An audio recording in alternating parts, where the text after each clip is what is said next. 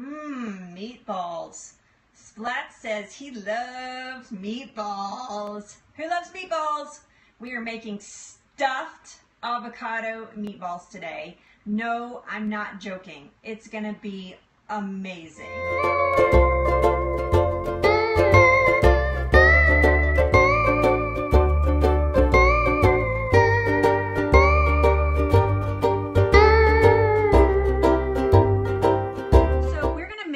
Meatballs today, and we're actually using meat. This is not some fake out. This is not some, kind of meatball. This is not some Leslie specialty. This is actual meatballs. And the reason that we're using red meat is because Candida gut is actually a gut type where you should be eating a little more red meat. Crazy town, right? Because we're all trying to avoid red meat. And so, but you should be eating a little bit more red meat. Now you need to eat a high quality of red meat. We're going to talk about that after we actually have made the recipe. So we are using a grass-fed beef today, and it's a ground beef. This is a super high quality grass-fed ground beef. So I have a pound of grass-fed, grass-finished beef, ground beef in here. Nothing but the beef. There's no fillers. There's no additives. There's no anything like that. This is just ground beef. All right, it is just the beef. It's grass-fed and grass-finished. It is probably a totally dirty floor. You're probably right about that. So I've done a couple of things to prepare for this. I have chopped up 2 cloves of garlic. I've actually minced them. I did that ahead of time. I've minced 2 cloves of garlic here. I have an egg sitting out. We're going to use 1 egg today. We're going to use a tablespoon of vegan, what am I talking about? We're going to use a tablespoon, well, it is vegan, of mustard. This is actually a Dijon mustard, organic Dijon mustard. We're going to use half of an avocado, which I've already prepared for you guys, and we'll talk about that in just a second. And then we're going to use about 3 tablespoons of fresh flat leaf parsley and some salt and pepper. And then I have also ahead of time prepared my cooking dish, which is a stoneware. This is my favorite thing to make meatballs in. For some reason, it makes them really crispy, and I always use parchment in it because it's hard to clean. So I always use parchment in it. What I've done to prepare this is I have oiled it with coconut oil, and then I have placed my parchment down in it. You can see where it's kind of sticking and where it's kind of not. And put my parchment down in it. That will help hold the parchment down as I am putting. As you can do just plain stoneware. You do not have to go through the parchment. You can just use a regular baking sheet with the coconut oil, but you want to make sure that you oil it very, very well. So that's awesome. I love it. I grow my own parsley too. I can officially say this summer I grow my own parsley. I went and cut it out of the garden just before this broadcast. So love it, love it. Love it, love it. You love your So those are the things that I've done to prepare to make this. So this is really super simple. I am going to chop some parsley. Chopping parsley. Anybody know what that is? It's actually chopping broccoli. But anybody know what that's from? All right. So I'm just going to run a sharp chef's knife through my parsley. Can you guys see that? Yes, you can. Okay, good. Just going to run it through there, and then we're going to give it a couple of rough cuts. You want to be careful with parsley, especially flat leaf, because you can bruise it, leave all of its essence. Oh, it smells so good. Fresh parsley is so much different than store-bought. Oh my God. Okay. Yeah, chopping broccoli is what it is, actually. Squeeze the blade. That's right, Harlow. 3 fingers and squeeze around the blade. That's how you hold it.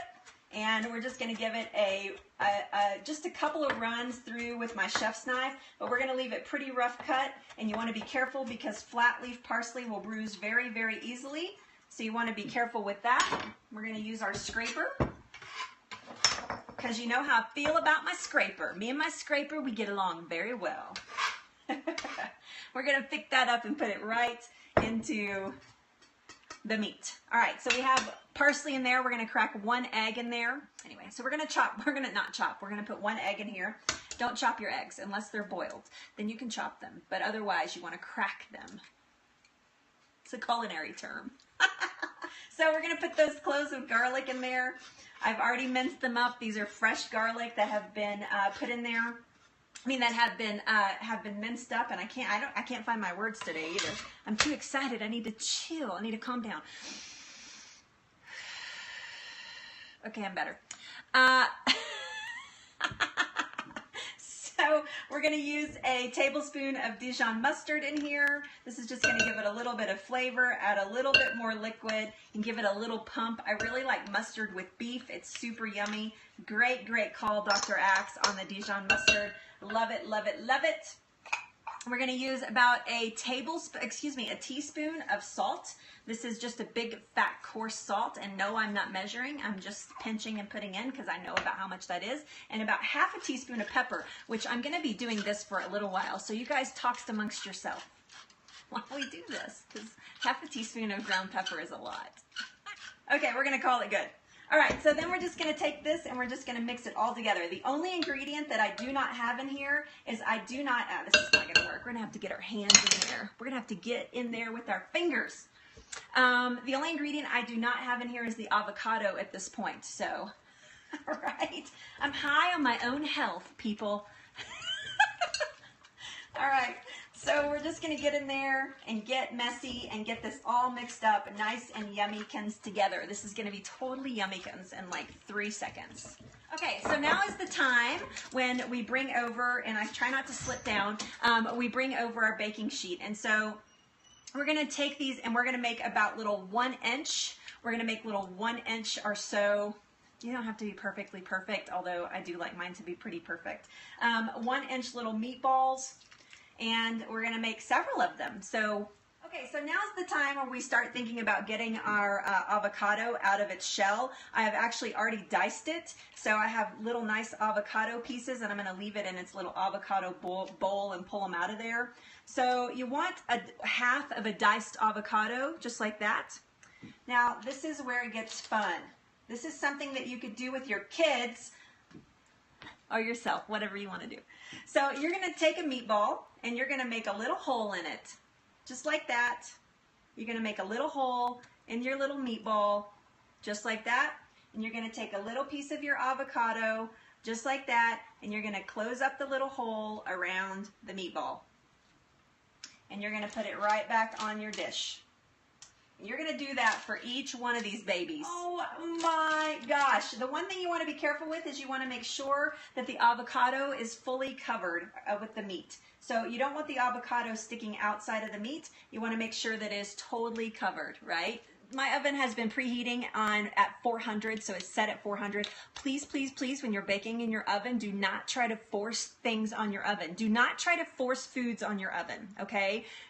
What I mean by that is don't try to stick something in thinking, oh, well, it should be close to being preheated. Wait till it's preheated. Look at your thermometer. Make sure it says 400. Everybody should have an oven thermometer. They're $4 at Bed Bath & Beyond or a kitchen store. Buy one, get one on Amazon.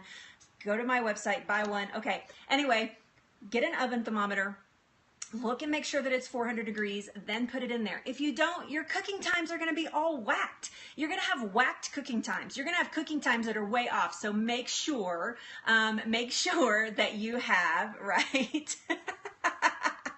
that you have it set on 400 and then it's fully preheated. But look at that, I know it's so whacked. So whacked meatballs right here. Thank you, Dr. Axe. I can't wait to taste them. I've never had them before. This is my first time ever making them. It's so easy, though. Hold on. So the simple causes that can cause candida butt. I owe myself a splat right there.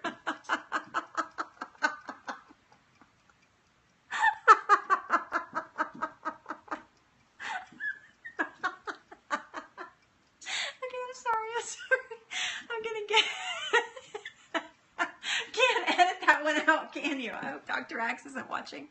Okay, that is hilarious.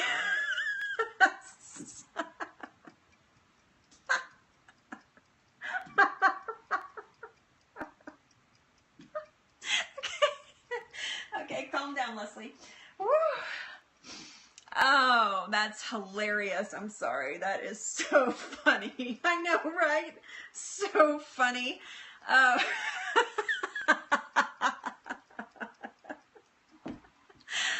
Okay, Candida gut, G with a G. Candida gut with a G. Everybody needs gorgeous have to tell you, I still want them to cook longer. After the broadcast, I will put them back in and get them a little bit browner.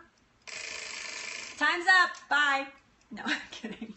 But look at those. Look at those. Aren't they beautiful? Yeah, I still want them to cook a little bit longer. I know, right? Seal and yield. That's right. So I want them to be a little bit browner than they are, right? So yeah, but I mean, hello, those are gorgeous. There's one with an avocado peeking out. I'm actually going to cut one for you guys. I think they're done all the way through. So that was really about 15 minutes and not 7 minutes. Probably getting closer to 20 minutes, honestly. So yeah. So let's cut one of these babies open and have a look. Because it looks good. Yeah, it's still just a little bit pink. Look at that. A little bit of avocado, a little bit, I would like it to be more done than this though. I'd probably put it in another 5 minutes, which I'm going to do after this broadcast. But I have to have a taste. Thank you, Dr. Axe.